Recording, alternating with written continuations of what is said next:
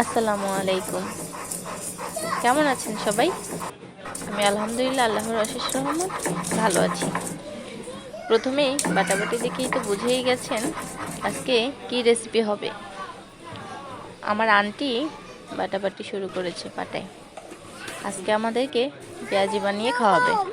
আন্টির হাতের পেঁয়াজি খেতে খুব খুব মজা হয়। সেজন্যই আন্টির কাছে বায়না করার সাথে সাথেই আন্টিও বসে পড়েছে আমাদের জন্য পেঁয়াজি বানাবে। তাই বাটাবাটি শেষ করে এখন গরম তেলের ভিতরে দিয়ে দিচ্ছে পেঁয়াজিগুলো। এরপর এগুলোকে লাল লাল করে তেলের উপরে উল্টে পাল্টে ভাজবে।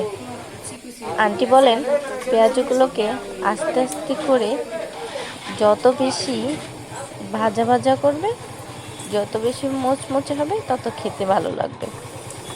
আস্তে জাল দিয়ে তারপরে নাকি পেঁয়াজগুলো ভাজতে হয়। আপনাদের কার কার পছন্দ অবশ্যই কিন্তু কমেন্টে বলবেন। ধন্যবাদ সবাইকে।